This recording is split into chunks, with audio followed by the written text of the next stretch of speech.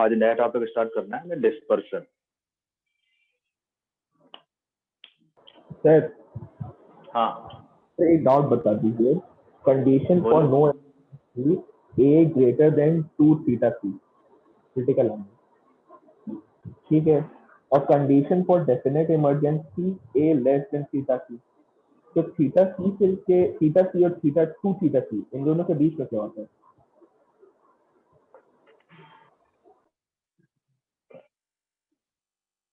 क्या मतलब रिफ्रैक्शन ना हो, उसकी कंडीशन, ठीक है।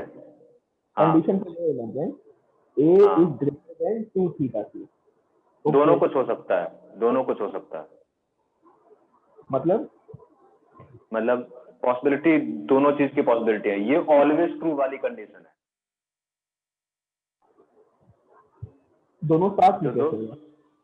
जो दो कंडीशन लिखवाई, ये ऑलमोस्ट ऑलवेज ट्रू वाली कंडीशन है, मतलब हमेशा ऐसा ही होगा। और उनके बीच में क्या होगा, दोनों कैसे होगा वो पूछे। वो डिपेंड करेगा एंगल ऑफ इंसिडेंस पे।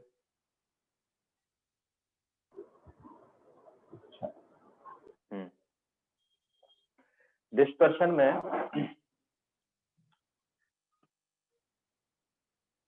पहली बात तो व्हाइट लाइट को डील करना है इसमें।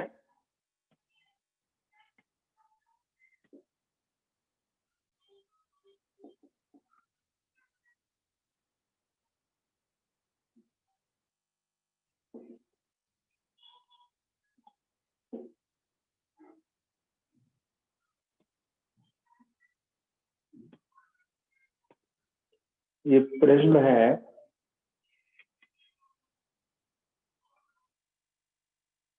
ठीक है। चीजें याद करने वाली हैं, सारा एक्सपेरिमेंटल है।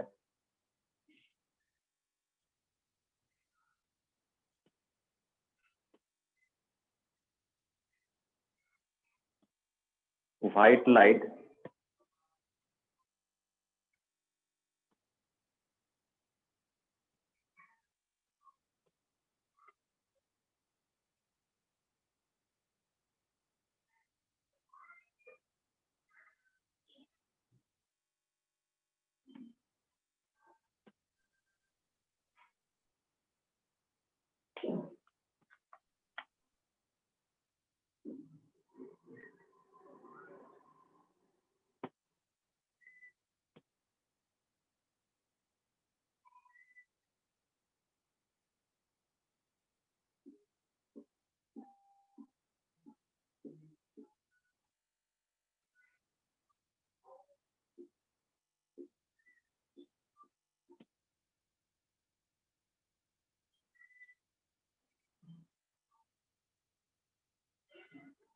ये स्क्रीन है, ठीक। Prism ABCD, ABC refractive index mu, और यदि प्रिज्म नहीं होता तो ये व्हाइट लाइट ऐसे जाती, लेकिन डिस्पर्शन हुआ है तो ये 7 कलर में ब्रेक हो गई है।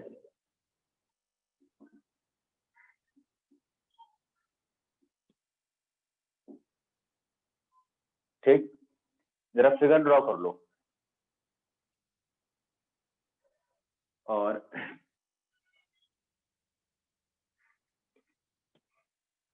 ये जो डेविएशन है, ये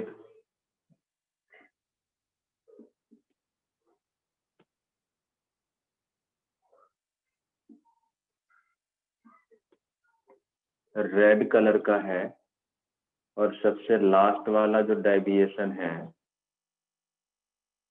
वो वायलेट कलर का है, और ये बीच वाला कोई ले लेता हूँ, ये येलो कलर का है। पहले कॉपी करो, समझते हैं, सब चीजें याद करने वाली हैं। पहले कॉपी करो, फिर मैं समझा देता हूँ जल्दी से। दिख रहा है ठीक से? हम्म,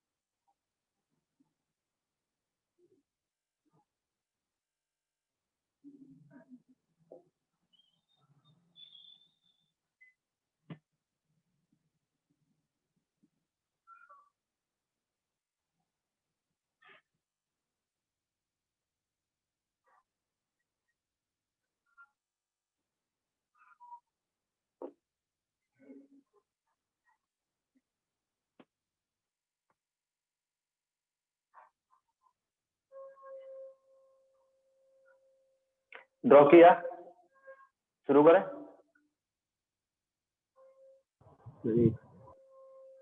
सर वो आपने क्या लिखा है? रॉन्चीज relation. Cauchy's, CAUCHY apostrophe S, Cauchy's, CAUCHY, Cauchy's relation, ठीक। Where A and B are Cauchy's constant, lambda is the wavelength of light, mu है refractive index of the medium।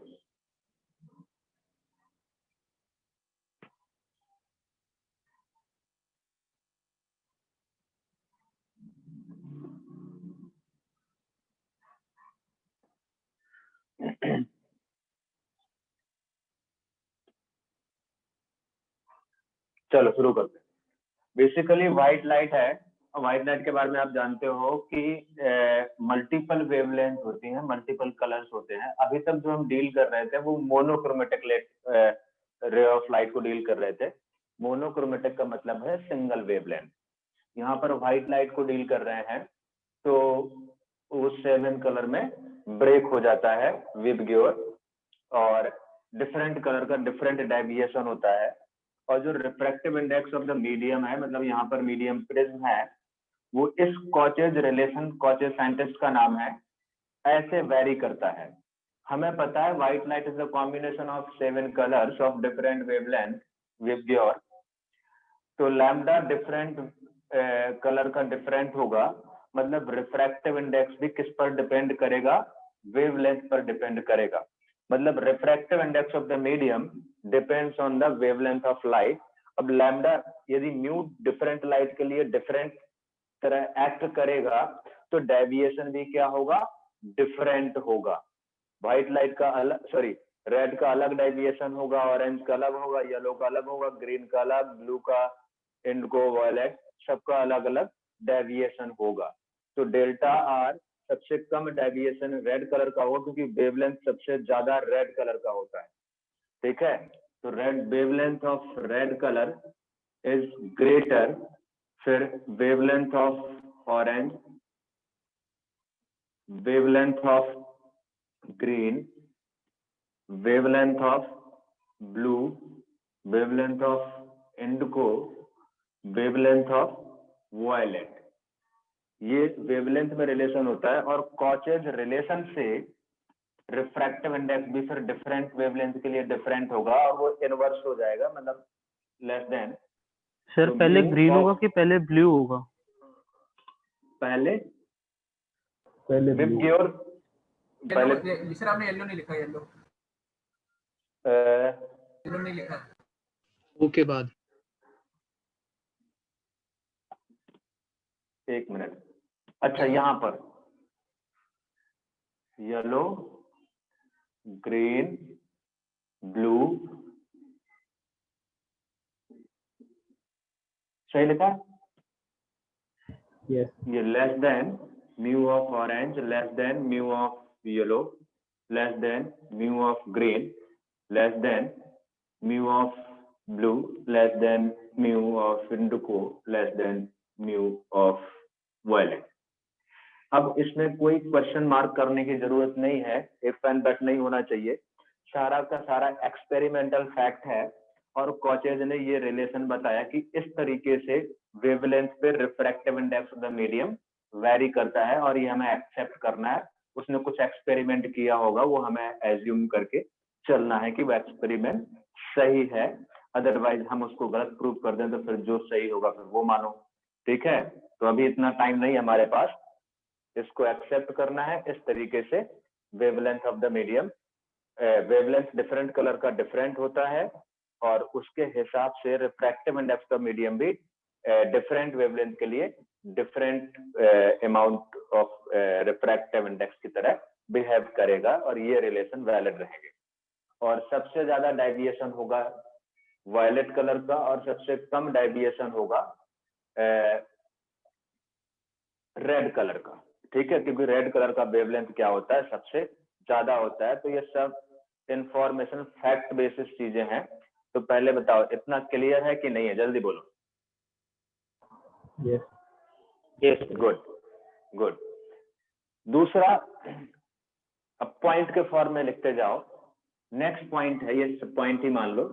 Next point है when white light passes through prism, ये तो दिख ही रहा है, लिख लो। When white light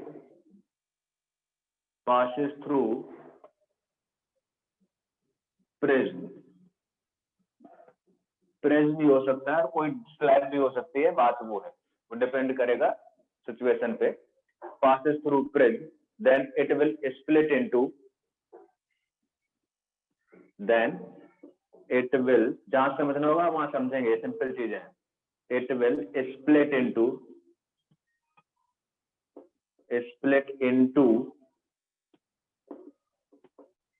7 colors,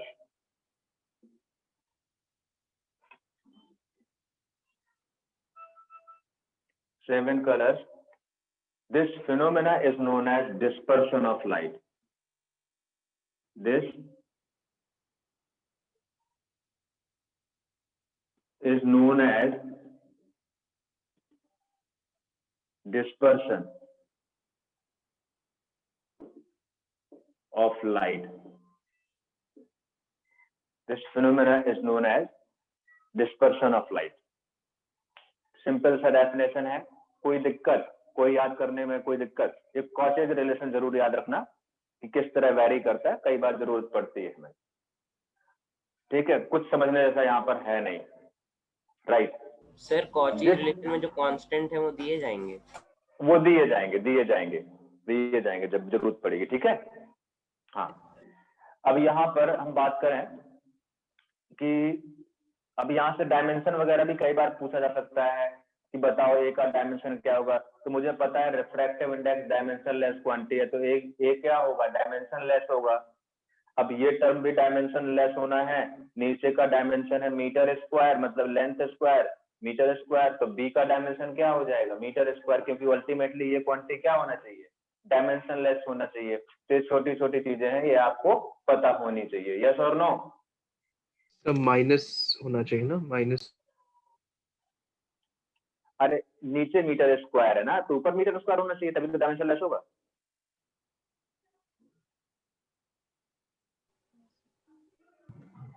sir पर वेवलेंथ तो हमारा सेंटीमीटर -1 होता है ना।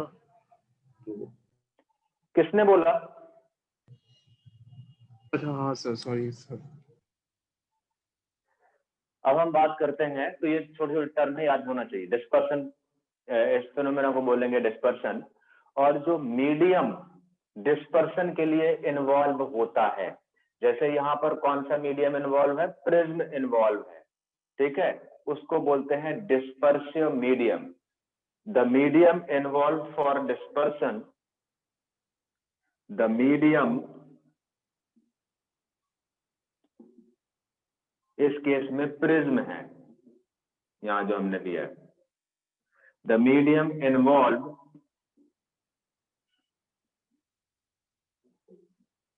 फॉर डिस्पर्शन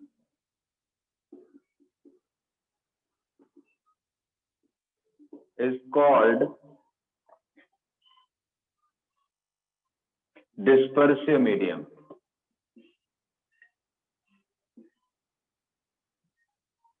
छोटे छोटे टर्म है, ये आपको याद होने चाहिए। नेक्स्ट टर्म पे आते हैं।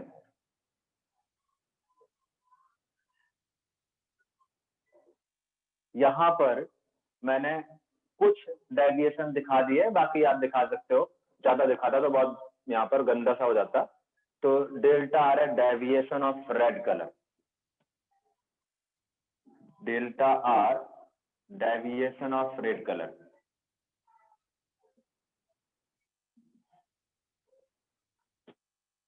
Red colour. Similarly delta V deviation of violet, और delta Y is the deviation of yellow. और येलो कलर के डेविएशन को ही मीन डेविएशन मानते हैं, क्योंकि जब ये रेंज देखते हैं ना, यहाँ से यहाँ तक का एंगल देखते हैं, यहाँ से यहाँ तक का ये जो एंगल होगा, मतलब ये वाले एंगल की बात कर रहा है। दिखा सबको? Yes sir. हाँ, तो इस एंगल के ऑलमोस्ट मिडल में येलो कलर आता है। इस रेंज के इस एंगल में ऑलमोस्ट मिडिल में क्या आता है? येलो कलर आता है। समझ गए मेरी बात जो मैंने बोला? एक्सपेरिमेंटल सर है। ये आपने येलो जो ये जो आपने एंगल बनाया है वो रेड से लेके वायलेट तक बनाया ना? हाँ, रेड से वायलेट तक ये। ओके। तो जो येलो कलर आता है वो ऑलमोस्ट इस एंगल के मिडल में आता है, इसलिए येलो कलर के डेविएशन को हम मीन डेविएशन भी बोलते हैं। क्या बोलते हैं? Mean deviation. याद रखना, मीन डेविएशन। मेरी बात समझ में आई? जल्दी बोलो। Yes sir. गुड। तो ये चीजें सिंपल चीजें हैं, हमें याद रखना है। अच्छा, यदि हम बात करें व्हाइट लाइट यदि प्रिज्म नहीं होता तो ऐसे जाती। सब एक्सपेरिमेंटल बेस्ड है, सिंपल चीजें, सारा कुछ हम पढ़ चुके हैं। ऐसे जाती, लेकिन रेड कलर ऐसे निकल रहा है, वायलेट कलर ऐसे निकल रहा है, येलो ऐसे, और similarly all colours. Delta R है deviation of red, delta Y है deviation of yellow, delta V है डेविएशन ऑफ वायलेट। अच्छा, तो जिस एंगल में, जिस रेंज में ये पैटर्न मिल रहा है, डिस्पर्सन पैटर्न मिल रहा है, स्क्रीन में कुछ पैटर्न मिलेगा, मैं स्क्रीन से ऑब्जर्व करेंगे कि रेड लाइट का स्पॉट कहाँ बन रहा है, वायलेट का कहाँ बन रहा है, और वायलेट का कहाँ बन रहा है, या येलो का कहाँ बन रहा है। तो ये जो एंगल होगा, इस एंगल को बोलते हैं एंगल ऑफ डिस्पर्सन। मतलब एक टर्म और इंट्रोड्यूस हो गया है यहाँ पे, इसको थीटा बोल दिया है मैंने। तो थीटा जो होगा वो एंगल ऑफ डिस्पर्सन होगा। और आप देख के बताओ जरा यहाँ से, थीटा किसके बराबर होना चाहिए आपके हिसाब से? जल्दी बोलो। Del V minus del R. बिल्कुल। तो del V minus del R, it will be the angle of dispersion. Angle of, term याद रखना है, angle of dispersion, angle of dispersion. तो ये कुछ कॉमन टर्म्स हैं जो हमें याद रखने हैं। एंगल ऑफ डिस्पर्सन कैसे बोलना है, डेविएशन कैसे बोलना है, ठीक है, और स्क्रीन में किस तरह का पैटर्न मिलेगा, लैम्डा पर म्यू कैसे डिपेंड कर रहा है, एटसेट्रा एटसेट्रा। ठीक है, तो ये सारी चीजें हमें याद रखनी है। जल्दी बोलो फिर आगे बढ़ें।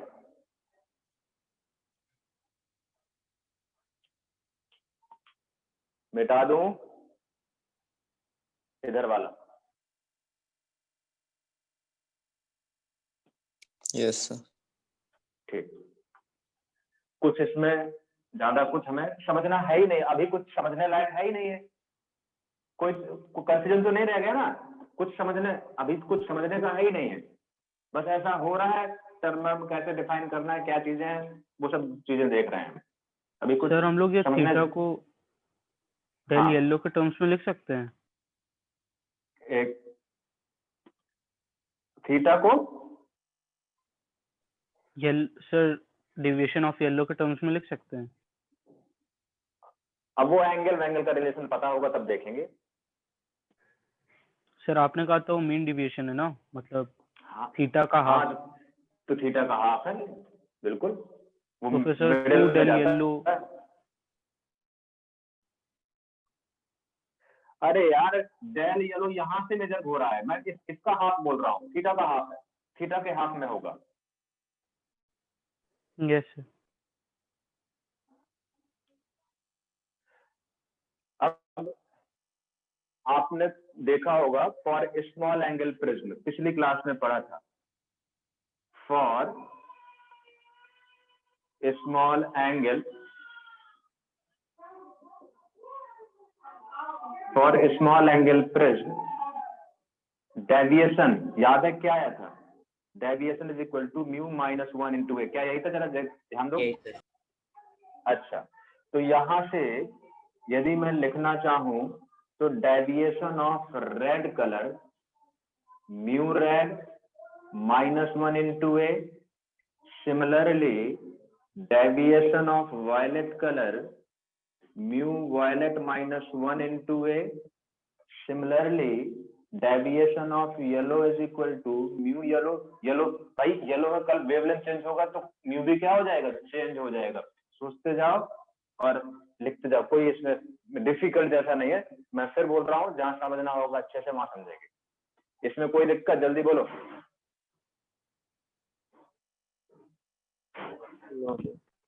राइट तो हमने angle of dispersion theta define किया था delta violet minus delta red. यदि मैं इनकी वैल्यू पुट कर दूं वायलेट और रेड की, तो जरा देख के बताओ मुझे क्या मिलेगा, जरा देखो जरा। Mu violet minus mu red into A, it will be the angle of dispersion. जल्दी बोलो।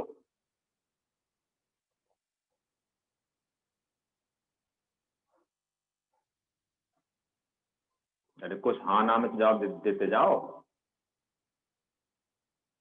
यस अच्छा, फिर एक टर्म आता है डिस्पर्सिव पावर। ये सब टर्म याद रखना है। डिस्पर्सिव पावर, अब इसमें ऐसे डिफाइन किया गया है तो डिफाइन किया गया है भाई, अब क्या कर सकते हैं। डिस्पर्सिव पावर डिफाइन किया गया है angle of dispersion, angle of dispersion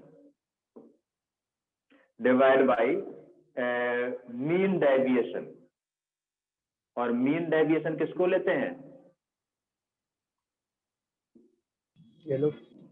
yellow colour को। वैल्यू पुट कर देते हैं। एंगल ऑफ डिस्पर्शन हमारे पास आया mu violet minus mu red into A divide by, ये क्या आया था, डेल्टा येलो -1 इनटू ए। तो ये आ जाएगा आपका mu violet minus mu red divide by delta yellow -1। It will be the dispersive power. इस तरीके से डिस्पर्सिव पावर को हमने क्या किया है, डिफाइन किया है।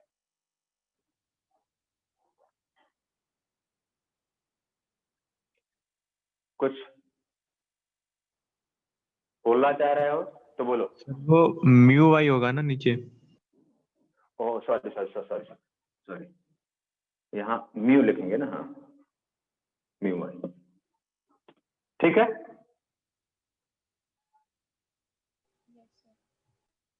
अच्छा, दूसरी बात,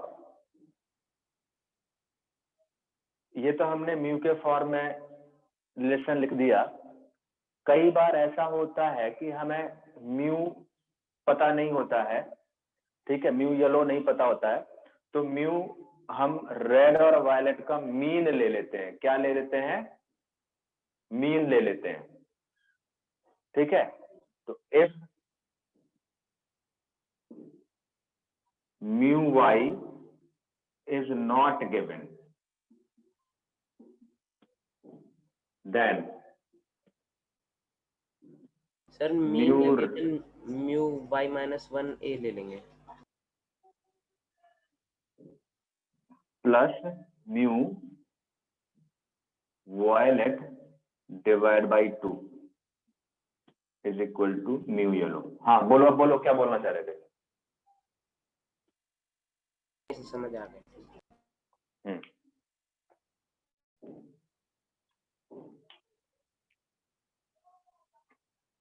मिटाऊं, आगे बढ़े।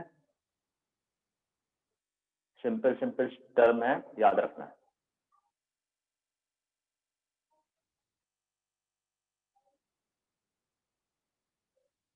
मिटा दो। Yes sir. Yes sir.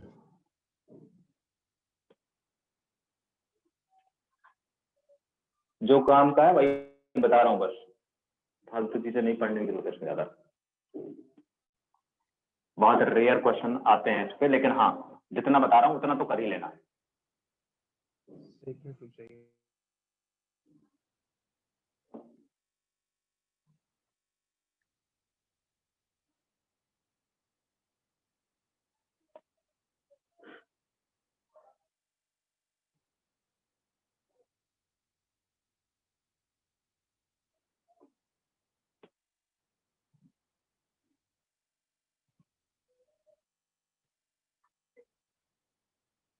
Next heading है dispersion without average deviation. Dispersion without average deviation and deviation and average deviation without dispersion and average deviation and average deviation without dispersion।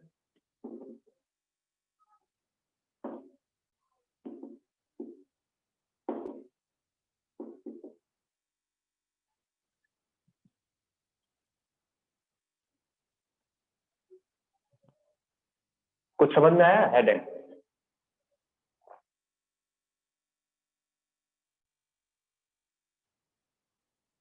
कुछ हेडिंग समझ में आया?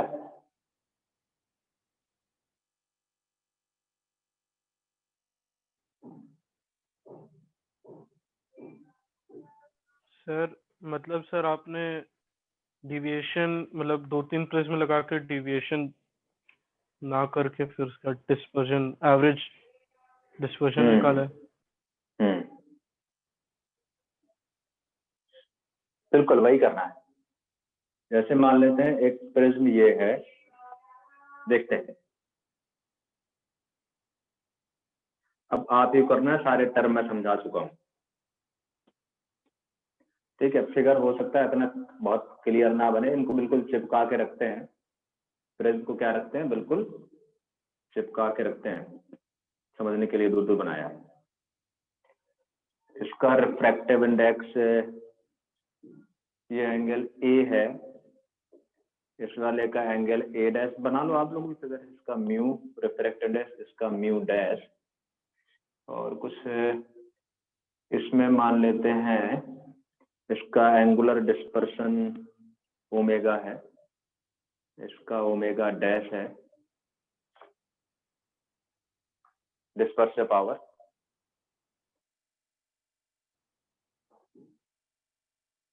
प्रिज्म 1 और 2 बना लो, आप भी बना लो, बना ही लो।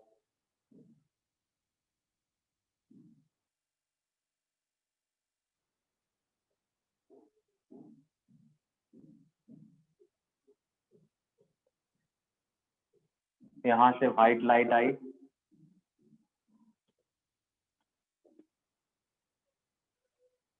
यहां पर डेविएशन होगा, ऐसे जानी चाहिए थी, डेल्टा 1 बोल देता हूं। ठीक है, डिफरेंट कलर का डिफरेंट होगा, मैंने कोई एक ले लिया जनरल का। यहाँ पर ये स्ट्राइक हुई, यहाँ पर डिस्पर्शन होगा, डिस्पर्शन यहाँ से होगा, यहाँ भी होगा। फिर यहाँ पर वैसे ही प्रिज्म लगाया तो फिर ये कंबाइंड हो जाएंगी, और मैं ऐसे ही रफली ड्रॉ करता हूँ, तो मैं यार क्लियर में ड्रॉ नहीं कर सकता। ठीक है, तो देख लेना अपना, ये ऐसे और ये ऐसे गया, मतलब ये ऐसे निकलना चाहिए, ऐसे निकल गया। और ये जो हुआ ये इधर डेविएट हुआ और डेल्टा 2। ठीक, बना लो, भी समझा देता हूँ।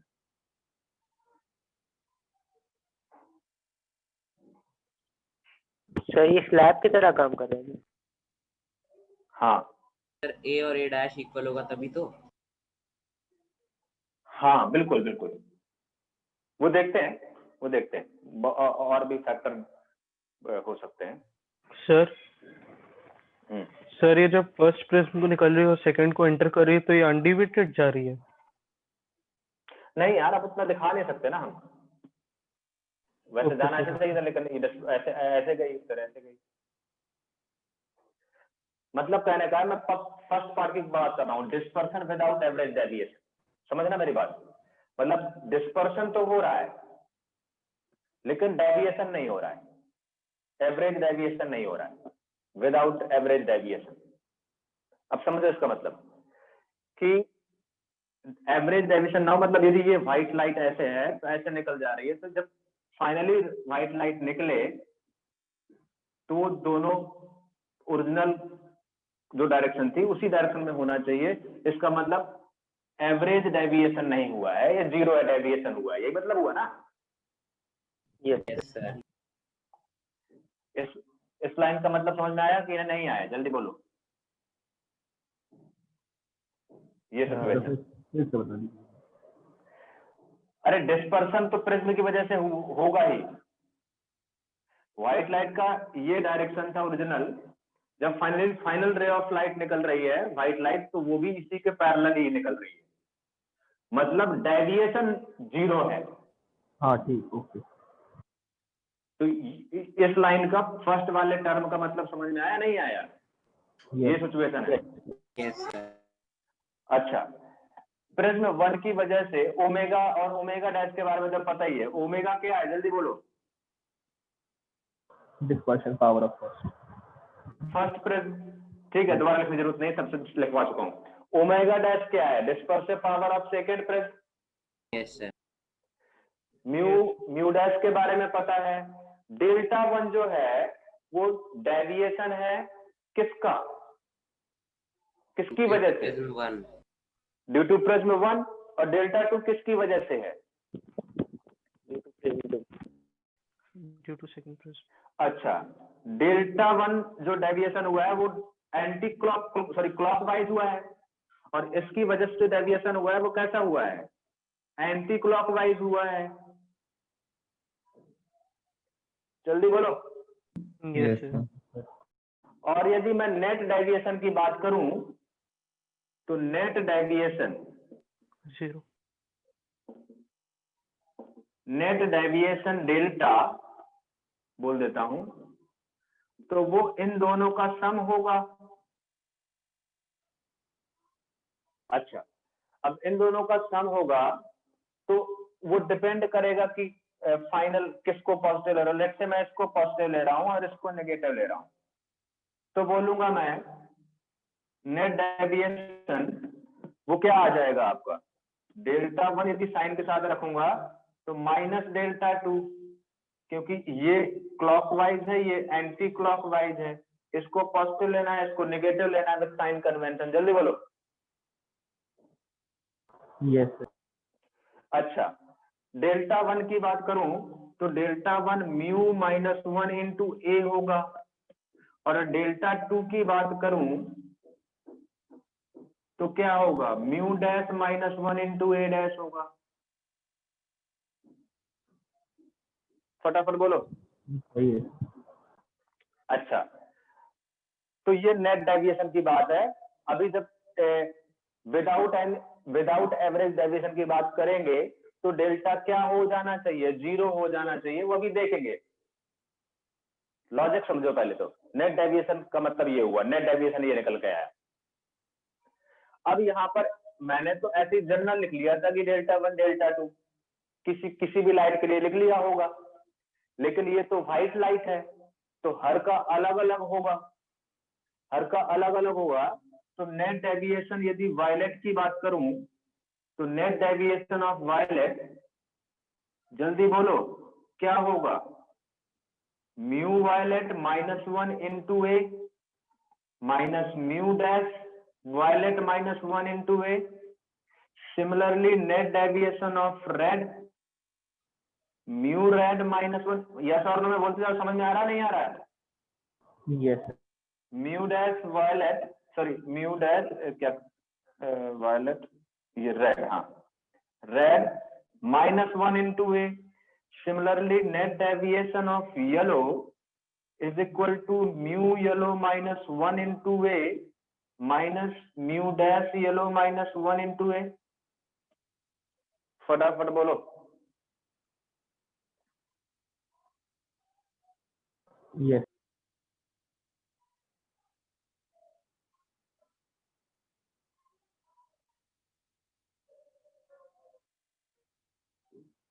ठीक, सर हमारे वहाँ पास पे ये तीनों पे ए डैश होगा ना अभी? यहाँ पर, हाँ ए डैश ए डैश ए डैश। हाँ, इस चीज का ध्यान रखो कहीं कुछ मिस ना हो जाए।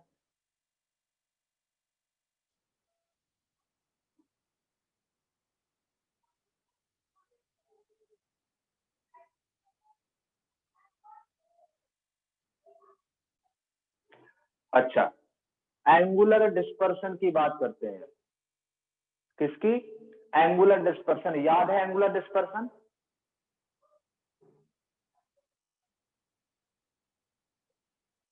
क्या था angular dispersion? Angular deviation of violet minus angular deviation of red, yes sir. या deviation of violet minus deviation of red. क्या था आपका? वो एंगल मिलता था जिस, हाँ, एंगल थीटा मिलता था जिसमें पूरा डिस्पर्शन हो रहा था, उसी को एंगुलर डिस्पर्शन बोलते हैं या एंगल ऑफ डिस्पर्शन बोलते हैं। ठीक है, तो angle of dispersion, angular dispersion या angle of dispersion? Angular dispersion और एंगल ऑफ डिस्पर्शन।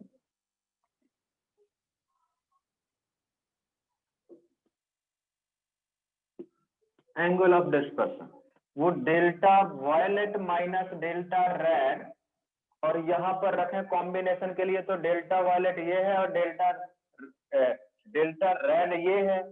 यदि दिस माइनस दिस करूं तो थोड़ा जगह कम है, मुझे डायरेक्ट बताओ क्या बन जाएगा? Mu violet minus mu red into A, और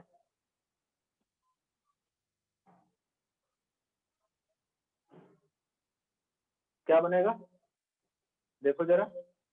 minus mu violet dash minus mu red into dash into A dash, yes it will be the angular dispersion. ये क्या हो जाएगा? ये नेट एंगुलर, ये नेट डेविएशन था, ये नेट डेविएशन था, ये सारे नेट डेविएशन थे, तो ये नेट एंगुलर डिस्पर्शन होगा। क्या होगा? नेट एंगल ऑफ डेविएशन होगा। जल्दी बोलो, नेट एंगल ऑफ डेविएशन।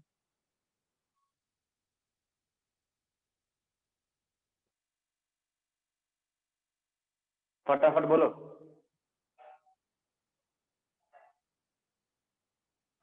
ठीक सर, सही। ठीक है,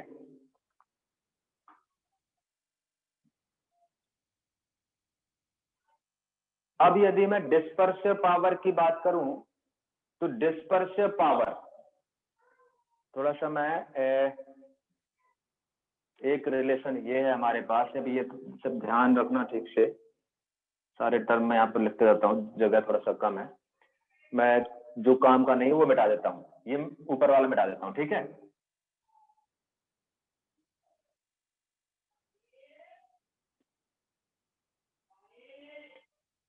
ये आपके थे नेट डेविएशन।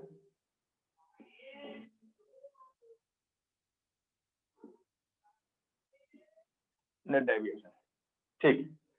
अब हम बात करें कि डिस्पर्सिव पावर, तो ओमेगा का वैल्यू बताओ पहले वाले के लिए। डिस्पर्सिव पावर कितना था? Mu violet minus mu red into A divide by mu yellow minus 1। ये ए हट जाता था। और ओमेगा डैश, जल्दी बोलो। Mu dash violet minus mu, सोचते जाना, सब डेफिनेशन लिखवा चुका हूं। म्यू वायलेट डैश माइनस 1, जल्दी बोलो फटाफट। एक बार कहीं कंफ्यूजन हो देख लो। नो ठीक है,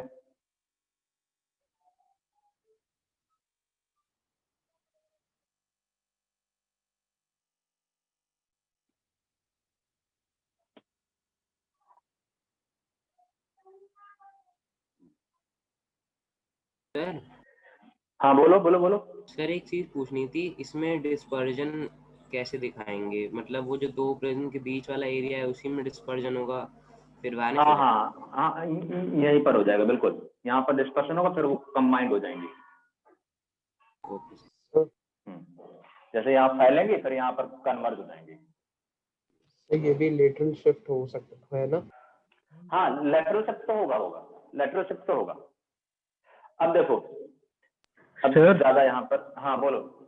सर ये व्हाइट लाइट में थोड़ी कन्वर्ज होगी, मतलब अलग अलग लाइट्स जो हैं, मतलब अलग अलग जो येलो ग्रीन विबग्योर होगा वो तो अलग अलग होगा ही स्कैटर, बट सर नहीं उसमें नहीं कोई नहीं डिविएशन नहीं होगा ना।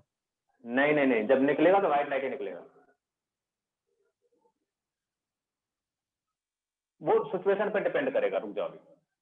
अब यहाँ पे mu violet minus mu R ये दिख रहा है, और म्यू डैश वायलेट और म्यू डैश रेड ये दिख रहा है। यदि ये वैल्यूज मैं यहाँ पे एंगुलर नेट एंगुलर डिस्पर्शन पे और यहाँ पे सब्स्टिट्यूट कर दूं तो बोलो क्या मिलेगा नेट एंगुलर डिस्पर्शन, जल्दी बोलो। ओमेगा, ये बस लिखने का तरीका और कुछ नहीं है, इनटू ए माइनस, चेक करते जाओ,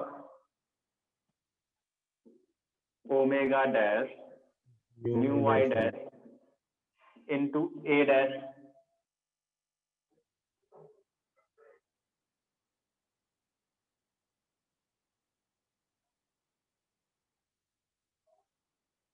अब आ जाते हैं जो चीजें वो समझा रहा था, जिस चीज की बात कर रहा था। अच्छा, यदि एवरेज डेविएशन या मीन डेविएशन 0 करना है, एवरेज डेविएशन, अभी मैंने सारे रिलेशन निकाल रखे हैं। एक रिलेशन ये आ गया था नेट डेविएशन वाला इंपॉर्टेंट रिलेशन, और ये डिस्पर्शन वाला रिलेशन।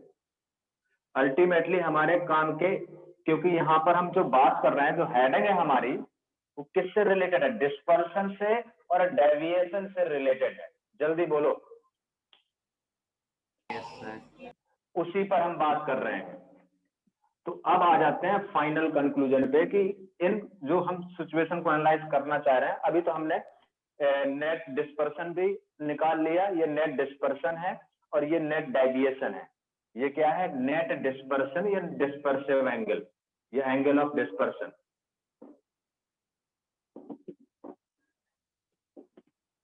इसी से रिलेटेड हम बात कर रहे थे। अब यदि हम फर्स्ट कंडीशन पे आ जाएं, जैसे पहले वाले की बात कर रहा है कि एवरेज डेविएशन या नेट डेविएशन क्या होना चाहिए? 0 होना चाहिए। यही बात कर रहा है ना? Yes sir. हाँ, तो फॉर कॉम्बिनेशन, फॉर फर्स्ट वाला पॉइंट पे आ जाते हैं। फॉर एवरेज डेविएशन 0, एवरेज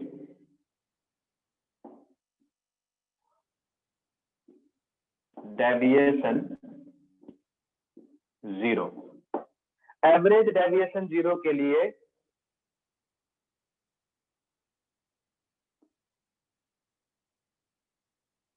क्या 0 हो जाना चाहिए? Delta net.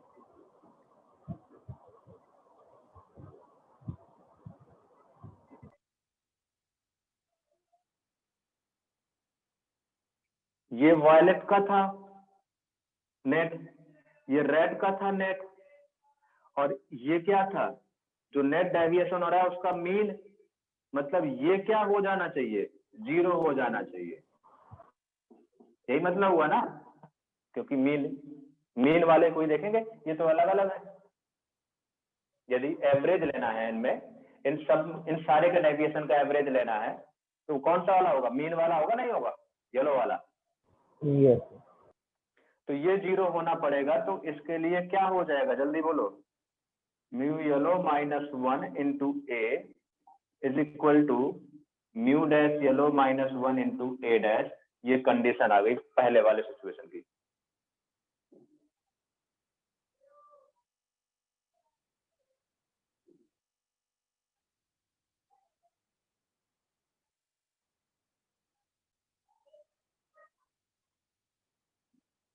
अच्छा, यदि हमें बात करना है एंगुलर डिस्पर्सन 0 हो, इसमें क्या करना है? दूसरे में विदाउट डिस्पर्सन, दूसरी कंडीशन क्या है?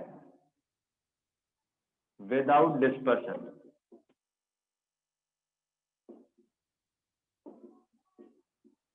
क्या 0 हो जाना चाहिए? जल्दी बोलो बेटा। सर नेट डिस्पर्शन 0 हो जाएगा।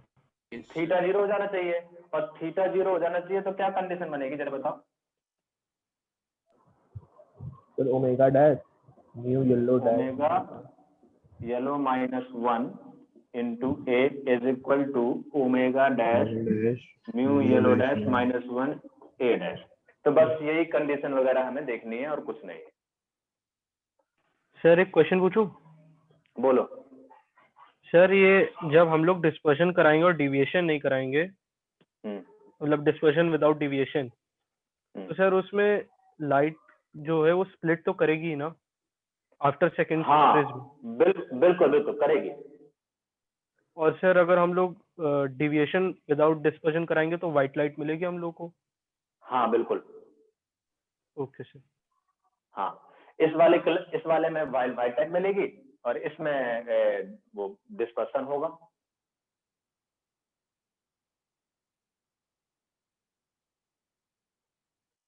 सोच लो एक बार, बहुत सारे छोटे छोटे टर्म है, कैसे रिलेट करना है बस वो देख लो। सर अगर रेड वायलेट को is equal to red, sorry delta violet को अगर डेल्टा रेड से इक्वल कर दें, मतलब कि delta violet equal to delta red, इसका मतलब डिस्पर्शन नहीं हो रहा। Delta violet is equal to delta red, हाँ तो डिस्पर्शन नहीं होगा, बिल्कुल नहीं होगा, क्योंकि ओवरलैप कर जाएंगे। हाँ बिल्कुल ठीक है।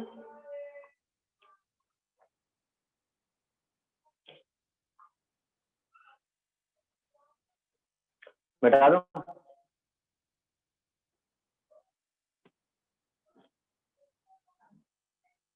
याद करने वाली चीजें हैं, ये थोड़ा समझने वाला था। बेसिक डेफिनेशन जो हमने पहले स्टडी करी थी उसी को इम्प्लीमेंट कर दिया है यहाँ पे। बस मिटा दूं, जल्दी बोलो। Yes sir. Yes sir. Prism भी खत्म हो गया, और यदि कुछ और चीजें हो तो पढ़ने की जरूरत नहीं है, इतना ही पढ़ना है बस। सर दूसरे प्रिज्म से व्हाइट लाइट निकलेगी? वो डिपेंड करेगा ना यार, डिस्पर्सन होगा तो व्हाइट लाइट क्यों निकलेगी? डिस्पर्सन नहीं होगा तब निकलेगी। किस पे डिपेंड करेगा? ओमेगा पे? ये कंडीशन।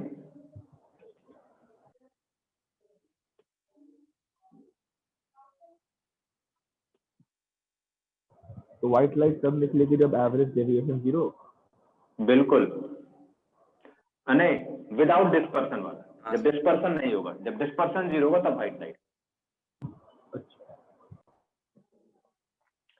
अब आ जाते हैं रिफ्रैक्शन थ्रू। अब लेंस वगैरह यहाँ शुरू हो जाएंगे, स्फेरिकल सरफेस या कर्व सरफेस, और फिर उसी में लेंस वगैरह सारा कुछ। तो नेक्स्ट हेडिंग है refraction through curved surface, spherical surface. समझना ठीक से, यहाँ से इंपॉर्टेंट शुरू हो रहा है। प्रिज्म भी इंपॉर्टेंट है, प्रिज्म में डिस्पर्सन उतना इंपॉर्टेंट नहीं, लेकिन पढ़ना है फिर भी। Refraction through spherical surface.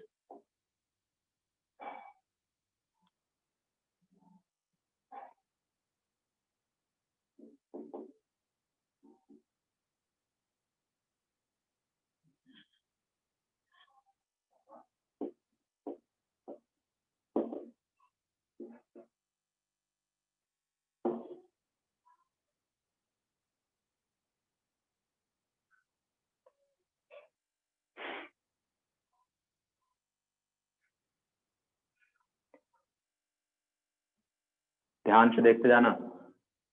Sign convention दोबारा नहीं बताऊंगा, sign convention are same as mirror, मैंने वहां भी लिखवा दिया था। लिखवाया था नहीं लिखवाया? जल्दी बोलो। यस। ठीक है, ये प्रिंसिपल एक्सिस है एक्स एक्स डैश, ये ऑप्टिकल सेंटर है, P बोल देता हूं इसको। ये स्फेरिकल सरफेस है, इसका कुछ रेडियस रहा होगा R,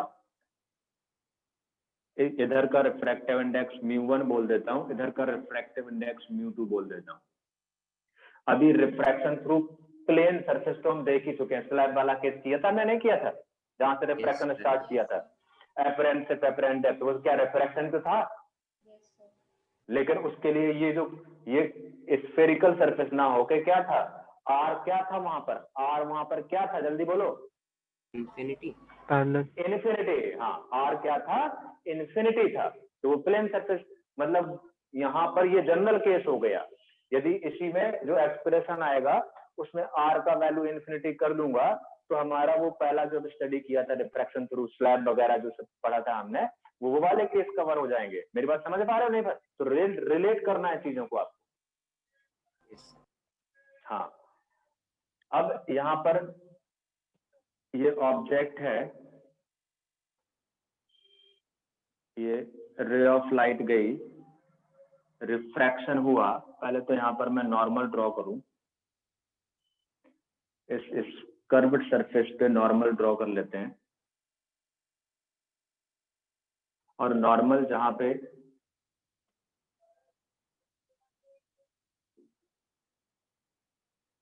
मीट करेगा प्रिंसिपल एक्सिस पे, वो कौन सा वाला पॉइंट होगा, कुछ बोलो। Centre of curvature. Centre of curvature. तो ये चीजें सब बोलते जाओ यार, रिलेट खुद ही रिलेट कर लोगे, सब टर्म में समझा चुका हूँ। अब यहाँ पर ये इसका इंसिडेंट एंगल होगा, रिफ्रैक्शन। अब μ1 μ2 डिपेंड करेगा कि किसका रिफ्रैक्टिव इंडेक्स ज्यादा है किसका कम है, वो तो अलग बात है। तो मैं तो सबसे सिंपलेस्ट फिगर बना रहा हूँ, ये लेट्स से रिफ्रैक्शन हुआ और यहाँ पर जाके इमेज बनी, और ये एंगल ऑफ रिफ्रैक्शन आर बोल देता हूँ, एंगल ऑफ रिफ्रैक्शन आर। इतनी बात समझ में आई? ये पॉइंट ऑफ इंसिडेंस। हाँ जल्दी बोलो। सो इसमें आपने वो नहीं बनाया, शाइनिंग जो होती है? क्या? ये लेंस है। अच्छा, क्या नहीं बनाया? वो मिरर में होती है। वो मिरर है बेटा, वो मिरर था। अच्छा, अब यहाँ पे ए पॉइंट है, यहाँ से परपेंडिकुलर ड्रॉ करूं, यहाँ पर एक पॉइंट पी डैश मान लेता हूं, और जैसा मिरर में एज्यूम किया था कि पी और पी डैश ऑलमोस्ट क्या होते हैं, सेम पॉइंट होते हैं, क्योंकि हम किसको डील करते हैं, rays which are very parallel to the principal axis या पैरेक्सियल रेज जिनको बोलते हैं। इतनी बात क्लियर सबको? बिल्कुल धीरे धीरे चल रहे हैं, कोई दिक्कत वाली बात नहीं। इस एंगल को मैं बोल देता हूं अल्फा, इस एंगल को बोल देता हूं बीटा, इस एंगल को बोल देता हूं गामा। और यहां से P से C तक का जो डिस्टेंस होगा वो रेडियस ऑफ कर्वेचर के बराबर होगा R। ठीक, अब जरा ट्रायंगल की प्रॉपर्टी देखें तो अल्फा, अब सारे पॉइंट लिखवाने की जरूरत नहीं, ये पता है, radius of curvature, centre of curvature, P को बोलते हैं हम पोल बोलते हैं, ऑप्टिकल सेंटर भी बोल देते हैं, ठीक है ना। तो ये सब चीजें आपको पता होनी चाहिए। अब यहाँ पे tan अल्फा, जरा देखो tan अल्फा, बोलो। AP डिवाइड बाई OP, क्योंकि P और P डैश ऑलमोस्ट सेम है, और अल्फा वेरी स्मॉल है, तो alpha is equal to AP by OP। Similarly थोड़ा बड़ा लिखिए। tan beta is equal to, figure देखते जा बेटा, tan beta is equal to AP divide by PI, देखा? और बीटा वेरी स्मॉल है तो टेन बीटा को बीटा लिख सकता हूं is equal to AP divide by PI। इतना दिखा नहीं दिखा?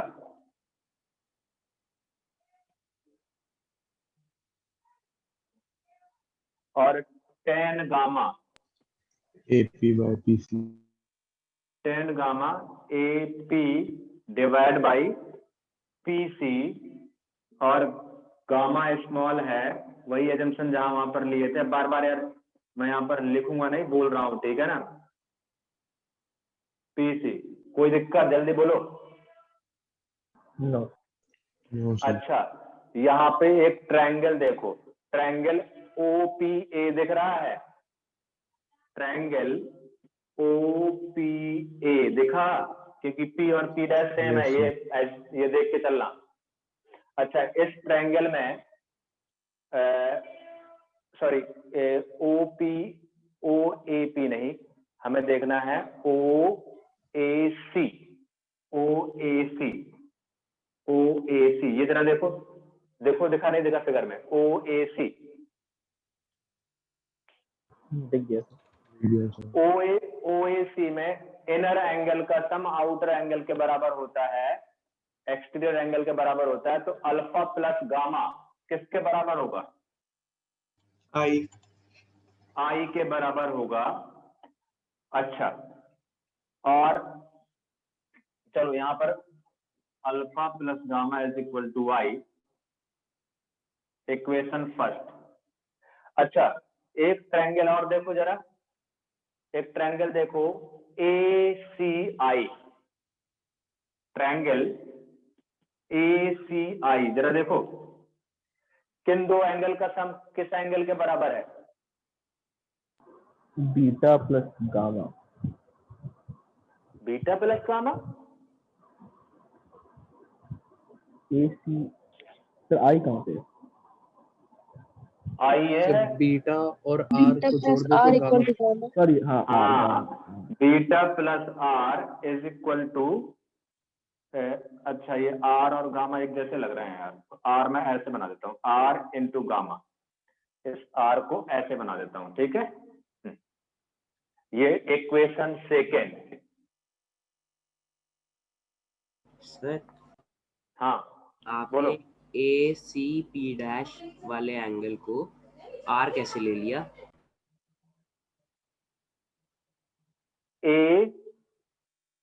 CP डैश वो गामा है। ये गामा है। हाँ सॉरी सर, कैसे ले लिया? अच्छा R, अच्छा ओके, डिफरेंट है वो। ये R है, गामा तो assume किया।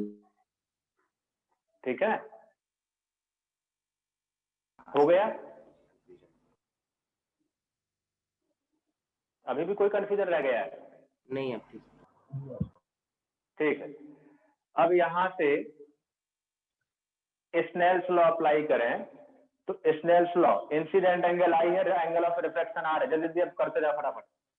μ1 sine of I is equal to μ2 sine of R लिख सकता हूं, और I और R वेरी स्मॉल है तो μ1 I is equal to μ2 R। जरा वैल्यू पुट कर देते हैं from equation first and second. From, आप करते जाओ खुद ही वहीं पर, from equation first and second value put करते हैं। I का वैल्यू है अल्फा प्लस बीटा, तो μ1 अल्फा प्लस बीटा I की जगह इज इक्वल टू μ2 और R की जगह गामा माइनस बीटा। यहाँ पे अल्फा बीटा गामा सबकी वैल्यू पुट कर देते हैं। पहले सर एक काम म्यू वन करते इक्वल्स टू हैं, अल्फा प्लस गामा होगा ना? अल्फा प्लस गामा आएगा म्यू1 के साथ। हाँ अल्फा प्लस गामा, ठीक है? अब वैल्यू पुट कर देते हैं, तो यहाँ से μ1 अल्फा की जगह जरा देखते जा, बताते जा मुझे, AP divide by OP plus gamma की जगह AP divide by PC is equal to μ2 gamma की जगह APPC, AP divide by PC minus beta की जगह AP divide by PI। AP cancel, तो हमारे पास आया μ1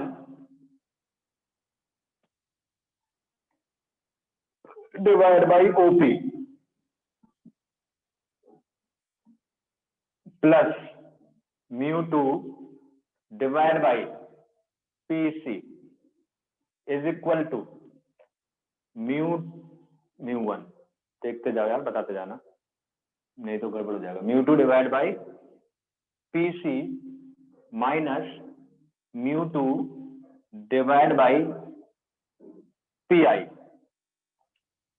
अब एक काम करते हैं कि इसको इधर ले आता हूं, PC को एक तरफ ले जाता हूं, तो μ1 divide by OP plus μ2 divide by PI is equal to μ2 minus μ1 by μ2 minus μ1 और 1 बाई PC। सही लिखा है? yes sir आगे बढ़ते हैं। अब मुझे पता है सारे मेजरमेंट कहाँ से होते हैं, पोल से होते हैं, ऑप्टिकल सेंटर से होते हैं, साइन कन्वेंशन आपको पता है। तो यहाँ पर OP का वैल्यू माइनस U होगा, U के बारे में पता है, ऑब्जेक्ट डिस्टेंस। फटाफट बोलो, वही चीज बार बार लिखना पड़ रही है मुझे। yes अच्छा, और PI का वैल्यू जल्दी बोलो। v PI का वैल्यू होगा plus V, image distance. Sign समझ में आ रहा है? yes अच्छा, और PC r बोलो center क्या of होगा? radius of plus R, radius of curvature.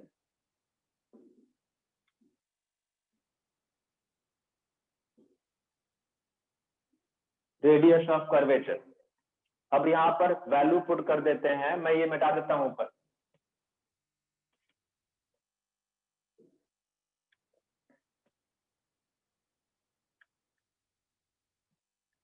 Ultimately result he use करना है, लेकिन स्कूल में डेरिवेशन पूछा जाता है, बोर्ड में देना है आपको। बोर्ड में डेरिवेशन पूछते हैं इसका। अब यहां पर वैल्यू सब्स्टिट्यूट करें तो ये हो जाएगा μ1 डिवाइड बाई माइनस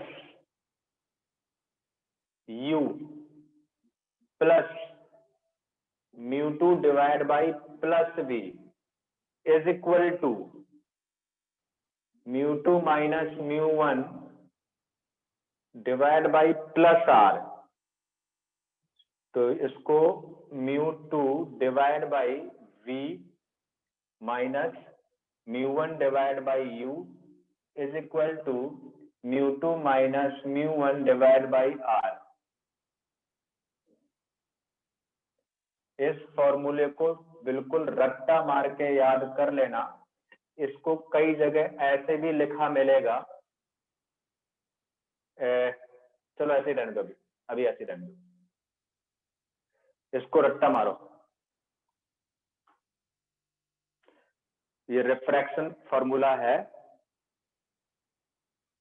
सर ये P equals to P dash की क्या कंडीशन आपने बताई थी? अरे ये बहुत पास में होता है ना, तो ये डिस्टेंस बहुत कम होती है। ओके ये मेन फॉर्मूला है, it is a main refraction formula. Refraction formula through spherical surfaces, spherical surfaces।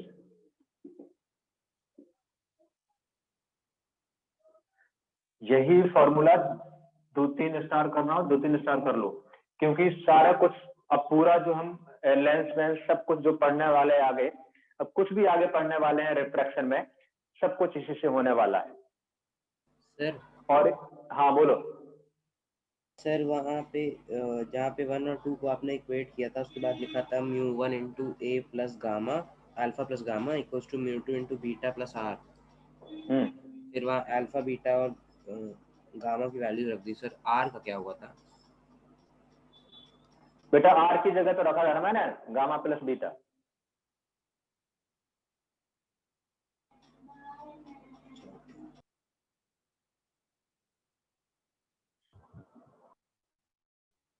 और गामा माइनस बीटा। हाँ R gamma minus, right right, R की जगह मैंने रखा था गामा माइनस बीटा, बिल्कुल। हाँ हाँ अब यहाँ पर इस फॉर्मूले में नोट, बार बार लिखवाने की जरूरत नहीं होनी चाहिए, लिखना है फिर भी। Note we have to put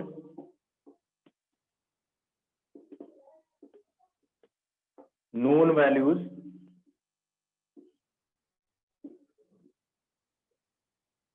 with proper क्या sign convention. Sign convention. Sir हाँ बोलो बोलो बोलो। ये कंफ्यूजन मेरे को मिरर में दिखा। आपने जो फॉर्मूला बनाया है वो तो हाँ। साइन कन्वेंशन को रख के बनाया है, इसीलिए बाद में साइन कन्वेंशन रखना पड़ेगा, ठीक है ना? मतलब और यदि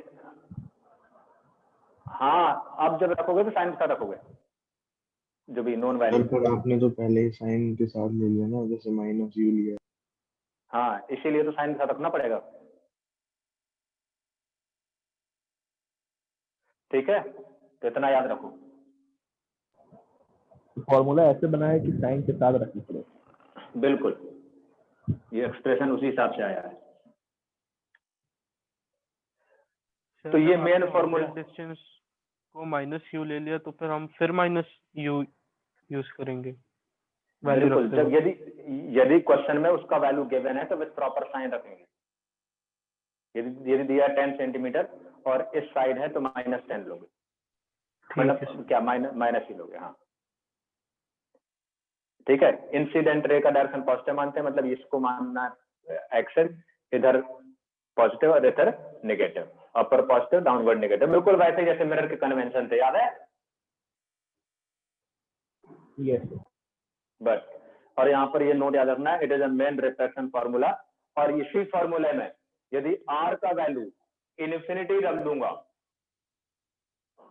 तो फॉर्मूला आ जाएगा आपका, जो V आएगा वो बताएगा एपरेंट डेप्थ। ये प्लेन सरफेस हो गया,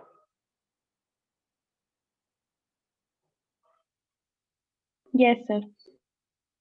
राइट। और जो V का वैल्यू आएगा वो बताएगा आपका apparent depth of an object, मतलब पोजीशन ऑफ इमेज बताएगा। और यहाँ नेगेटिव पॉजिटिव का मतलब है हमने इधर यदि इमेज बनाई है और ये नेगेटिव आ जाने का मतलब इस साइड। मेरी बात समझे कि नहीं समझे? यस सर ये लास्ट वाली एक बार फिर से रिपीट कर दीजिए। मैं ये बोल रहा हूं, यदि सब नोन वैल्यू पुट कर दें यहाँ पे और V का वैल्यू पॉजिटिव आ गया मतलब पोल के इधर, मतलब जो रे डायग्राम बनाया वो सही है। मेरी बात Yes, समझे? Yes sir. हाँ भाई, पॉजिटिव आने का मतलब कि जो V डिस्टेंस है वो इस साइड है, यही मतलब तो पॉजिटिव है। Yes sir. सर वो और प्लेन यदि मेरे वाला V बता दीजिए। क्या? और प्लेन सरफेस वाला बता दीजिए, प्लेन स्लैब वाला जो आपने बताया ना अभी। बेटा, किसी के लिए भी कर लेना भाई। V का वैल्यू पॉजिटिव आने का मतलब इधर, वो किसी के लिए भी हो। अरे नहीं, पॉजिटिव नेगेटिव नहीं पूछ रहा, आपने बोला ना आर इंफिनिटी। R तो आप इंफिनिटी का मतलब ये प्लेन सरफेस हो गई ना।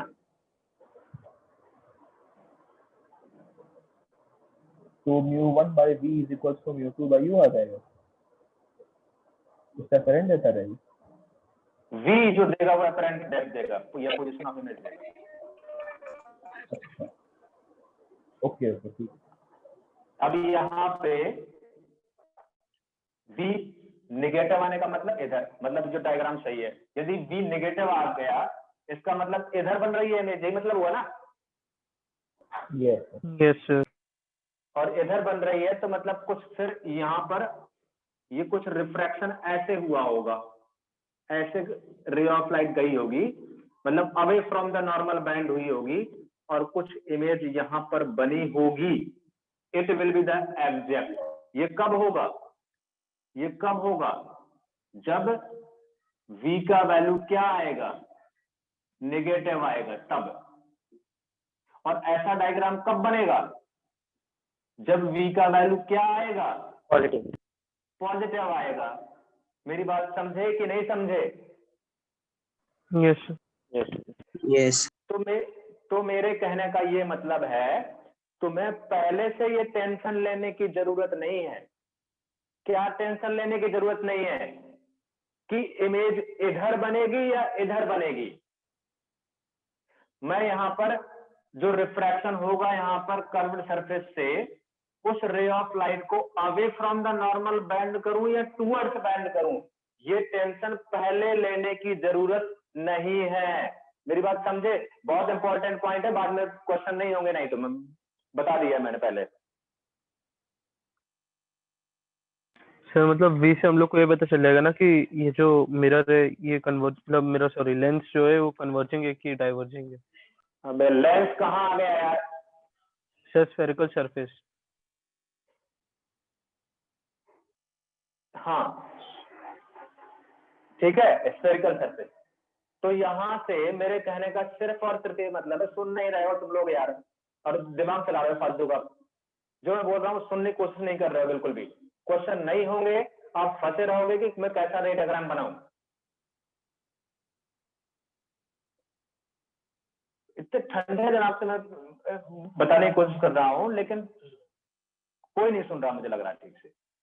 मैं सिर्फ और सिर्फ ये कह रहा हूं कि जब भी नोन वैल्यूज रखूंगा, साइन कन्वेंशन, अब यहाँ पर यदि मुझे v का वैल्यू कैलकुलेट करना है और v का वैल्यू पॉजिटिव आ गया, सॉल्व करने के बाद जब न्यूमेरिकल वैल्यू पुट करूंगा सारी की सारी with proper sign convention, v का वैल्यू पॉजिटिव आ गया और मैंने रे डायग्राम ये वाला बनाया था जो पहले बनाया था। और पॉजिटिव आने का मतलब ये है कि जो इमेज होगी वो इस साइड होगी, मतलब ये जो Right पहले side. मैंने रे डायग्राम बनाया था वो सही था। यही मतलब होगा ना? मतलब मुझे रे डायग्राम यदि मुझसे कोई पूछता है तो मुझे रे डायग्राम में भी कोई चेंज करने की जरूरत नहीं है। या ऑप्शन में 4 रे डायग्राम है, उसमें से एक रे डायग्राम ऐसा है तो वही सही होगा। जल्दी बोलो। यस अब यदि v का वैल्यू आफ्टर कैलकुलेशन नेगेटिव आ जाता है, और v नेगेटिव, नेगेटिव का मतलब क्या है हमारा कन्वेंशन के हिसाब से कि पोल के इधर या इधर? इधर है। अब यदि इसका मतलब इमेज इधर ना बन के इधर बन रही होगी, मतलब मैंने रे डायग्राम तो ऐसे ड्रॉ करके सॉल्व किया, लेकिन यदि मुझसे कोई पूछे कि बताओ, वैसे तो मेरा आंसर हो गया और मैं बोल दूंगा पोल के लेफ्ट साइड बनेगी इमेज, मुझे दोबारा कुछ करने की जरूरत नहीं है। लेकिन किसी ने मुझे ये पूछ दिया कि बताओ एक्चुअल रे डायग्राम क्या होना चाहिए, या 4 ऑप्शन में बताओ कौन सा एक्चुअल रे डायग्राम होगा। मेरी बात समझे? तो फिर क्या करना पड़ेगा? ये नेगेटिव आने का मतलब क्या हुआ कि ये इधर इमेज बनानी है और इधर इमेज बनाने के लिए टूवर्ड्स नॉर्मल ना बैंड होके away from the normal band होगा, तभी तो ऐसा लग रहा होगा यहाँ पर जाके। Yes sir. तो it will be the actual ray diagram, ये वाला ये हट जाएगा और जो बचा हुआ पार्ट होगा, यदि कोई एक्चुअल रे डायग्राम पूछता है तो it will be the actual ray diagram. Yes और नो? Yes sir. ओके, समझ पाए कि नहीं समझे सारे लोग? जल्दी बोलो, बदलो। Yes sir. अब दूसरी बात सुनो, इसका मतलब यहां से मैं ये बोल सकता हूं कि मुझे ये पहले से टेंशन लेने की जरूरत है ही नहीं कि मैं कौन सा रे डायग्राम बनाऊं, यहां पर इमेज बनाऊं या इसको इधर ले जाके यहां पर बनाऊं।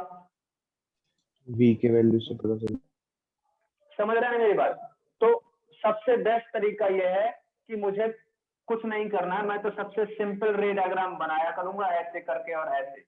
ये ऑब्जेक्ट है, यहाँ इमेज बना दिया, कैसे भी सिचुएशन हो, ऐसे हो ऐसे हो, दो स्फेरिकल सरफेसेस हैं, ये μ1 है, ये μ2 है, ये μ3 है, और यहाँ ऑब्जेक्ट रखो तो मैं तो ऐसे करूंगा, ऐसे करूंगा, ऐसे करूंगा, ऐसे करूंगा, और ये फाइनल इमेज, ये कहीं इसकी वजह से इमेज आई डैश, और वो अपने आप न्यूमेरिकल वैल्यू अपने आप नेगेटिव पॉजिटिव आ जाएगा कि एक्चुअल रे डायग्राम क्या रहा होगा। मैं तो क्वेश्चन सॉल्व करने के लिए सिंपलेस्ट रे डायग्राम ड्रॉ करूंगा, क्योंकि सिंपलेस्ट रे डायग्राम ड्रॉ करने से फायदा ये है कि मुझे फॉर्मूला अप्लाई करना बहुत आसान हो जाएगा और मुझे देखना भी आसान हो जाएगा। जल्दी बोलो, यदि मैं पहले से ही एक्चुअल रे डायग्राम के चक्कर में पड़ गया तो आप पगला जाओगे कि मतलब कैसे बनाऊं, ये यहाँ जा रही होगी कि यहाँ जा रही होगी कि यहाँ जा रही होगी, ये आई डैश यहाँ होगा कि यहाँ होगा, कहाँ होगा कि यहाँ होगा, तुम बहुत उसी में परेशान हो जाओगे। मेरी बात समझे मैं क्या बोलने की कोशिश कर रहा हूँ? Yes yes. तो क्या करना है हमें, जब भी ये फॉर्मूला अप्लाई करेंगे we have to draw simplest ray diagram, और सिंपलेस्ट रे डायग्राम मतलब एक कर्व सरफेस तो ये, दो कर्व सरफेस तो ये, और कितनी भी होंगी तो ऐसे ड्रॉ कर लेंगे। जल्दी बोलो। सही है, ठीक। बाकी लोगों को समझ में आया? सबको समझ में आया कि नहीं आया? Yes sir. Yes sir. हाँ, तो सबसे सिंपलेस्ट रे डायग्राम हम ड्रॉ करके और सॉल्व कर लेंगे। मैं ये बताने की कोशिश कर रहा हूँ क्योंकि पहले से तुम इस चक्कर में पड़ जाओगे कि कहाँ क्या होगा, तो समझ लो फिर बनता धार हो गया। राइट, आगे बढ़ते हैं। अब हमने ये निकाल लिया, और ये थोड़ा गंदा हो गया, मैं दोबारा से बना देता हूँ।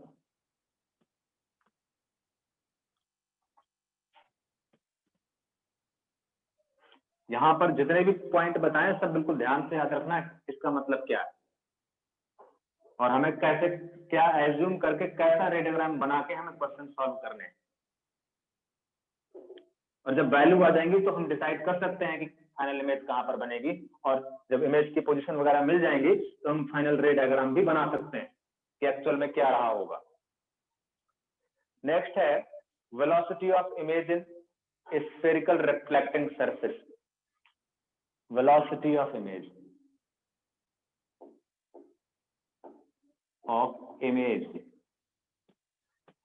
and object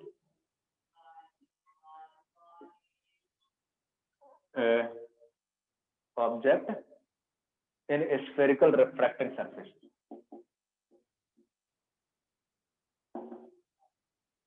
Spherical refracting.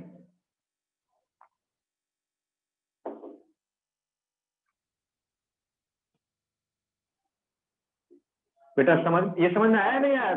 ऐसा तो नहीं कि बैठे रहो चुपचाप। आया सर। हाँ, अब जरा देखो, लॉजिक में पहले समझा ही चुका हूं तुम्हें। देखो मैं इसीलिए तो बोल रहा था कि जो मिरर के लिए है वही सब लॉजिक समझ लोगे तो कोई दिक्कत वाली बात है ही नहीं है हमें। ये ऑब्जेक्ट है, ये लेट से ये इमेज बन रही है, वो तो कुछ सिचुएशन पर डिपेंड कर गया कि किस साइड बनेगी। मैं तो ऐसे ही अज्यूम कर लेता हूँ, अपने आप वो तो डिसाइड हो जाता है बाद में। अच्छा, तो यहाँ भी दो कंपोनेंट ऑफ वेलोसिटी होंगे। एक कौन सा वाला?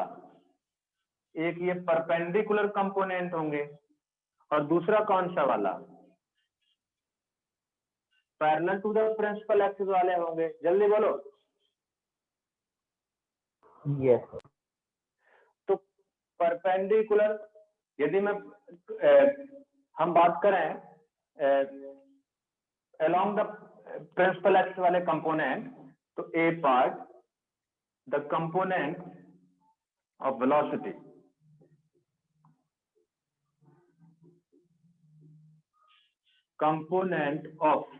velocity अब ये होमवर्क दूंगा मैं, पूरा एक्सप्रेशन तुम ही निकाल के आओगे। Component of velocity which are parallel to principal axis.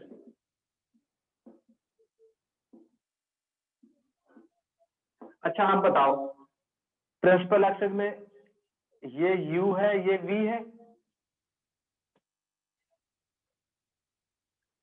Yes sir. अच्छा, तो du by dt क्या देगा? speed of object, velocity of object. With respect to Mirror. Mirror. Sorry, Mirror. because both of हाँ, with respect to curved surface, yes. क्योंकि सारे measurement यहीं से हो रहे हैं। अच्छा, dv by dt क्या देगा बेटा? Velocity of image with respect to cos surface. Yes. Ground के रेस्पेक्ट में फिर चेंज कर सकते हो। Yes. और u और v में ये रिलेशन है, ये तो r तो कांस्टेंट रहेगा, ये तो 0 हो जाएगा। इसको डिफरेंशिएट करोगे टाइम के रिस्पेक्ट में, इस एक्सप्रेशन को, तो मुझे मिल जाएगा velocity of object and image with respect to the spherical surfaces. और कौन से वाले component? Parallel to the principal axis वाले। मिलेंगे नहीं मिलेंगे? Yes sir. Logic Yes. समझ में आया? अच्छा, बाकी फिर मैग्निफिकेशन, हाइट ऑफ इमेज, अभी मैग्निफिकेशन पढ़ूंगा तो हाइट ऑफ इमेज क्या देगा? DHO by dt। फिर क्या? Parallel direction में उसका वो velocity. मतलब perpendicular to the principal axis. Yes. Yes. Height of object का rate of change with time. So y कौन से direction. वाला फॉर्मूला, तो कौन सा वाला फॉर्मूला यूज कर लेंगे? मैग्निफिकेशन वाले यूज कर लेंगे, अभी मैग्निफिकेशन पढ़ना है। हाँ सर, वही। तो मैं ये कह रहा हूँ कुछ नई चीज नहीं कर रहे हैं हम, सब कुछ मिरर में वैसा कर चुके हैं। यहाँ ये एक्सप्रेशन है तो इस हिसाब से नए नए एक्सप्रेशन आते जाएंगे। मेरी बात समझे कि नहीं समझे? Yes. गुड। तो जरा निकालो इसका, the component of velocity which is parallel to the principal axis. Differentiate करो जरा इसको, करो डिफरेंशिएट इसको, क्या आ रहा है टाइम के रिस्पेक्ट में?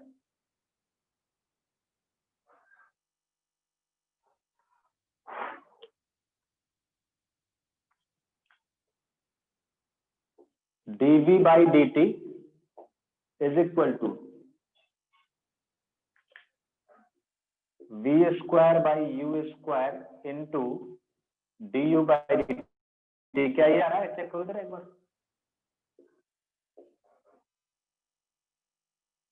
म्यू भी रहेगा, म्यू वगैरह, तो μ1 by μ2।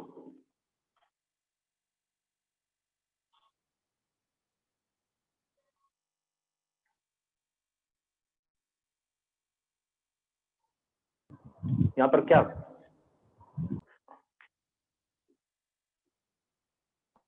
μ1 by μ2 ऐसा रहेगा? जरा चेक करो। सर एक माइनस साइन तो रहेगा। माइनस नहीं रहेगा, करके देखो। नहीं माइनस नहीं रहेगा, वो इक्वल हो जाएंगे ना दोनों। क्या आ रहा है जरा मुझे बताओ करके। यही है। ये μ1 μ2 देखो जरा, ऊपर नीचे कोई ऐसा तो नहीं है कि μ2 ऊपर हो μ1 नीचे हो? सही है सर। बाकी लोग? सही है। यस सर, सही है। ठीक है, तो ये क्या देगा जल्दी बोलो? Velocity of image with respect to surface. हाँ, वेलोसिटी ऑफ इमेज और with respect to spherical surface ऐसे रिप्रेजेंट कर दे रहा हूं। और कौन सा component? Parallel to the principal axis is equal to μ1 by μ2 v square by u square, और ये देगा velocity of object with respect to spherical surface parallel component. Logic समझ में आया? एक्सप्रेशन तो आते जाएंगे डिफरेंट, कोई दिक्कत वाली बात नहीं है। यदि आप लॉजिकली स्ट्रांग हो तो समझ लो कि वही चीज शुरू से करते आ रहे हैं, वही चीजें मिरर में करी हैं, वही यहाँ भी कर रहे हैं। बाकी ग्राउंड के रिस्पेक्ट में चेंज करना है तो कन्वर्ट कर लेंगे हम।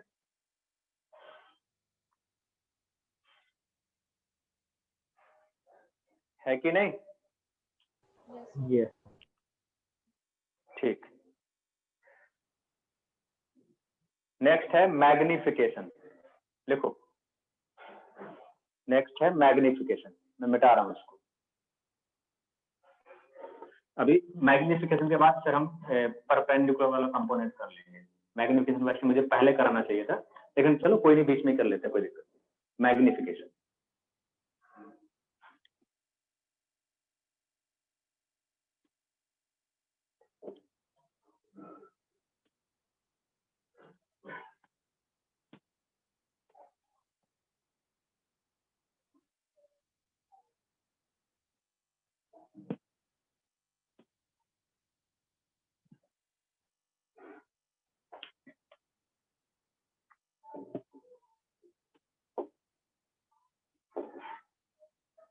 मैग्निफिकेशन का बेसिक डेफिनेशन तो पता ही है क्या, size of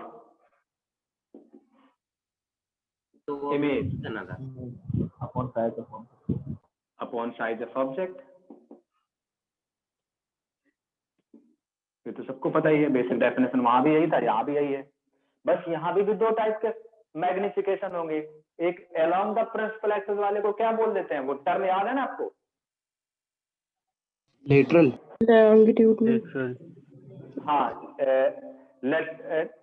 along the principal axis को क्या बोलते हैं, लॉन्गिट्यूडनल, ठीक है ना। और perpendicular to the principal axis को क्या बोलते हैं, ट्रांसवर्स या लेटरल। हाँ तो पहला सर लेटरल, परपेंडिकुलर वाले को लॉन्गिट्यूडनल कहते हैं कि लेटरल कहते हैं? परपेंडिकुलर वाले को लेटरल कहते हैं, लेटरल और ट्रांसवर्स।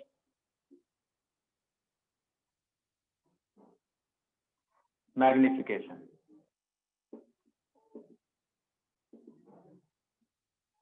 तो इसके लिए perpendicular to the principal axis के, ये क्या है, perpendicular to the principal axis, तो क्या हो जाएगा, height of image divide by height of object, यही होगा। जल्दी बोलो, परपेंडिकुलर में तो यही हुआ।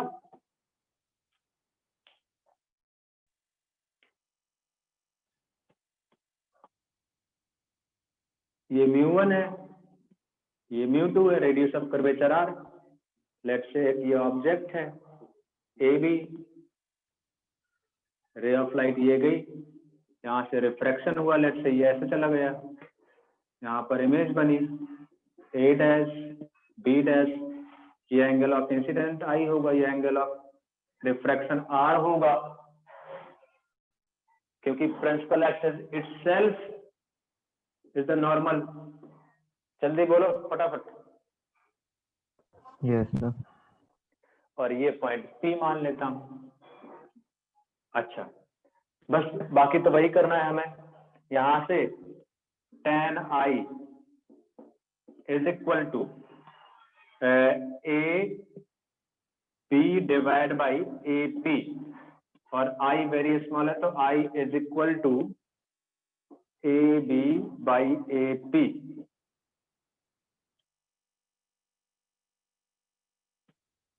और इसी को लिख सकते हैं, हाँ कुछ गड़बड़ हुआ क्या? आई वेरी स्मॉल ही लिया है। हाँ वेरी स्मॉल, वेरी स्मॉल, ठीक है, आई वेरी स्मॉल है। ऐसे ही tan r, जल्दी बोलो, a dash b dash divide by p b dash.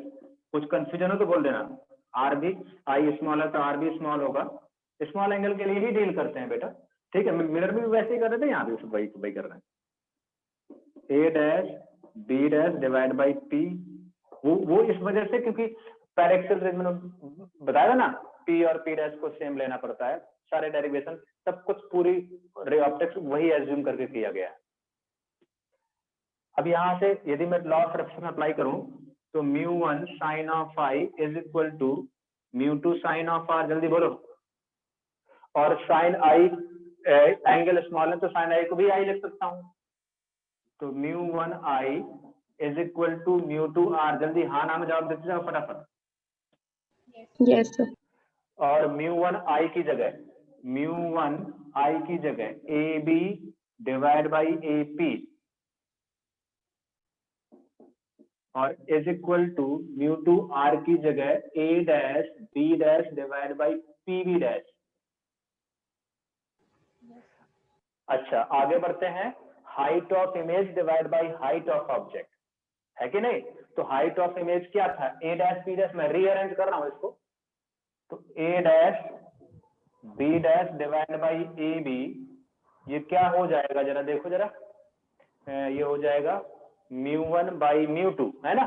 Check करते जाओ एक बार, μ1 बाई μ2, और tan r जो होगा वो a dash b dash upon p a dash नहीं होगा, ये है p a डैश होगा, आपने p b डैश r में tan r ए, हाँ ए डैश कर लो ठीक है ना? हाँ तो ये आ गया, यहां तक पहुंचे कि नहीं पहुंचे? जो मैंने लिखा देखो ये एक्सप्रेशन ठीक है?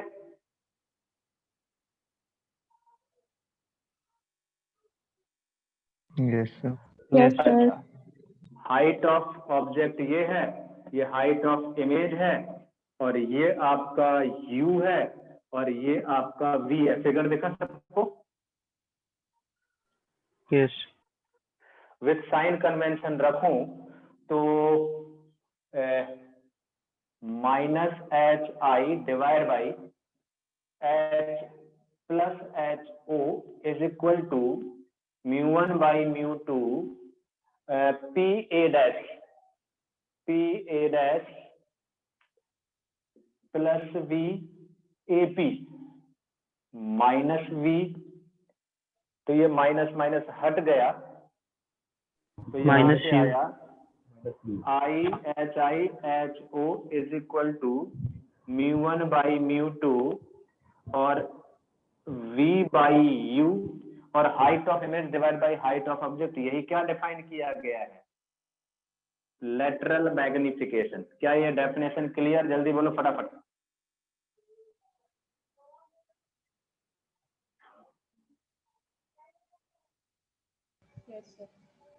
गुड। बाकी जो नोट मैं बार बार लिखवाता हूं, जब भी वैल्यू पुट करेंगे यूवी की with proper sign, known value we have to put known values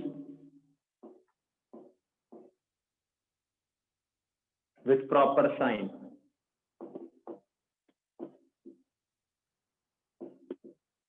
बेटा समझ में आया? जल्दी बोलो। कोई रॉकेट साइंस नहीं था, सिंपल सा ज्योमेट्री थी, स्नेल्स अप्लाई कर दिया और वैल्यू पुट कर दी, और फाइनली एक्सप्रेशन ये आया, magnification definition height of image divide by height of object है, ये एक्सप्रेशन आया है, और उन्हीं में हमने क्या पुट कर दी है, वैल्यूज पुट कर दी है। क्लियर हो गया? Yes sir. गुड। सेकेंड कौन सा वाला मैग्निफिकेशन था?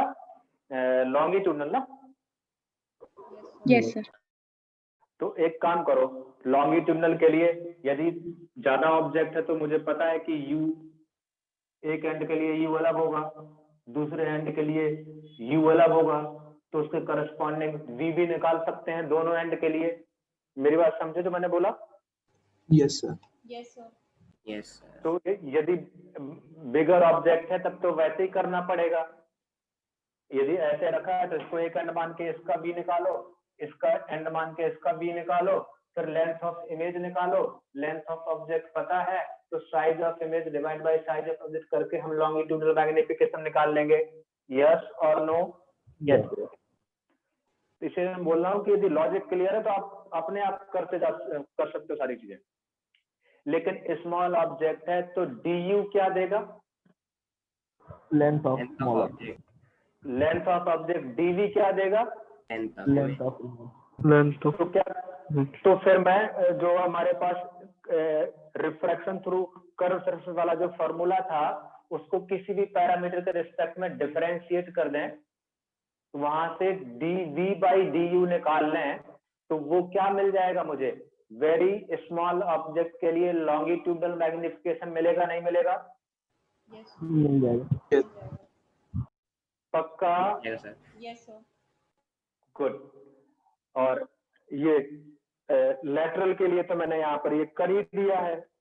अच्छा, तो फिर यदि कोई 2D ऑब्जेक्ट है, कुछ हाइट दिया है, कुछ लेंथ दिया है, वेरी स्मॉल है, तो क्या एरियल मैग्निफिकेशन भी निकाल सकते हो इन दोनों का यूज करके, लेटरल और लॉन्गिट्यूडिनल का यूज करके? Yes sir.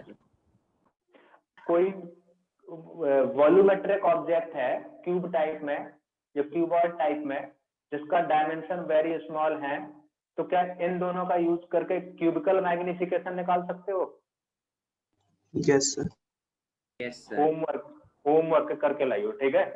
सर चलो। ये लॉन्गिट्यूडनल मैग्निफिकेशन का आंसर है mu1 by mu2 into v square by u square।